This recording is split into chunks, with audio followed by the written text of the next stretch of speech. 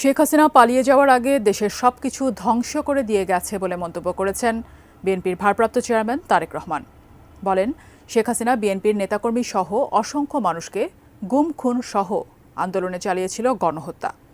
তাই যে কোনো মূল্যে পালিয়ে যাওয়া স্বৈরাচারের বিচার করতে হবে বলেও জানান তিনি। ফেনী প্রতিনিধি দিদারুল আলমের পাঠানো তথ্য ছবিতে বিস্তারিত ডেস্ক রিপোর্টে। বিচার ছাড়া আমরা ঘরে ফিরে যাব না। আমরা হাসিনার বিচার চাই। আমরা আমাদের মায়ের জানাজা পড়তে পারি নাই, আমরা আমাদের বাবার জানাজা পড়তে পারি নাই।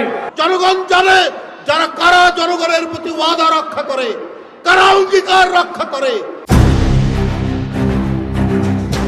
কিছু মানুষ সংস্কারের কথা বলে সব প্রক্রিয়াকে দীর্ঘায়িত করছে বলে মন্তব্য করেছেন বিএনপির ভারপ্রাপ্ত চেয়ারম্যান তারেক রহমান। তিনি বলেন, সংস্কারের কথা বলে নির্বাচনে দেরি করাটা ষড়যন্ত্র কিনা দেখতে হবে।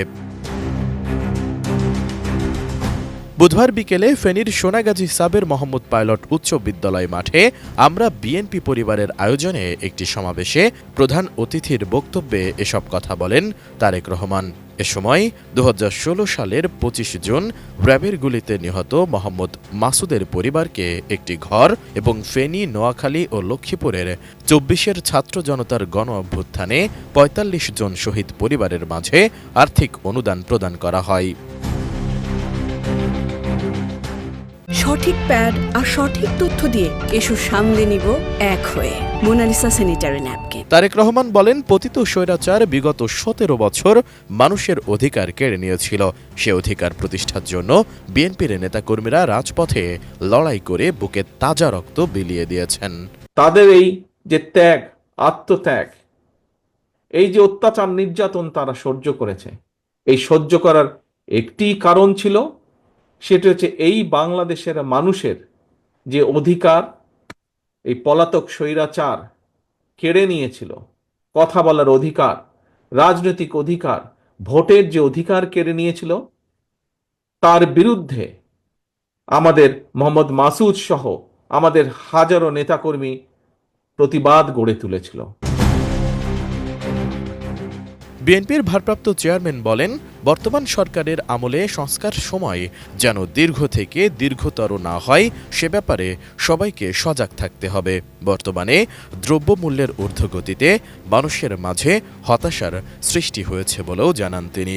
আমরা খেয়াল করছি কিছু কিছু মানুষ সংস্কার সংস্কার সংস্কার কথা বলে সব রকমের প্রক্রিয়াকে দীর্ঘায়িত করছে। পরিষ্কারভাবে আজ আমি হাজারো মানুষের সামনে একটি কথা তুলে ধরতে চাই। আজ আমাদেরকে দেখতে হবে সংস্কার সংস্কার করে এটি কি কোনো ষড়যন্ত্র কিনা। যদি সংস্কার করে এই বিষয়টিকে যদি দীর্ঘায়িত করা হয় তাহলে দেশের সমস্যা বাড়বে। আমাদের হবে যত দ্রুত আমরা জনগণের সরকারকে প্রতিষ্ঠিত করতে পারবো, তত দ্রুত আমরা বাংলাদেশকে আমরা তত দ্রুত সমৃদ্ধির পথে নিয়ে যেতে সক্ষম হব। সমাবেশে দ্রুত জাতীয় নির্বাচনের তাগিদ দিয়ে বিএনপির ভারপ্রাপ্ত চেয়ারম্যান বলেন, জনগণের নির্বাচিত সরকার দেশ পরিচালনার দায়িত্ব পেলে দেশে আইনের শাসন প্রতিষ্ঠা হবে, সকল শহীদদের কাঙ্ক্ষিত স্বপ্নের দেশ বিনির্মাণ হবে। যতক্ষণ পর্যন্ত আমাদের আন্দোলন গণমানুষের সরকার প্রতিষ্ঠিত না হবে, জনগণের রাজনৈতিক অধিকার প্রতিষ্ঠিত না হবে, আমাদের আন্দোলন অব্যাহত থাকবে। আহ্বায়ক আতিকুর রহমান রুমনের সভাপতিত্বে সমাবেশে আরও উপস্থিত ছিলেন বিএনপির ভাইস চেয়ারম্যান বরকত উল্লাহ বুলু, আব্দুল আওয়াল মিন্টু, সিনিয়র যুগ্ম মহাসচিব রুহুল কবির রিজভী, যুগ্ম মহাসচিব শহীদউদ্দিন চৌধুরী অ্যানি, কোষাধ্যক্ষ এম রশিদুজ্জামান মিল্লাত, উপদেষ্টা জয়নাল আবেদিন ফারুক, বেগম খালেদা জিয়ার উপদেষ্টা ভিপি জয়নাল আবেদিন সহ নির্বাহী কমিটির সদস্য মশিউর রহমান ও মামুনুর রশিদ মামুন সহ অন্যান্য নেতৃবৃন্দ। S I Raj, desk report, ATN news.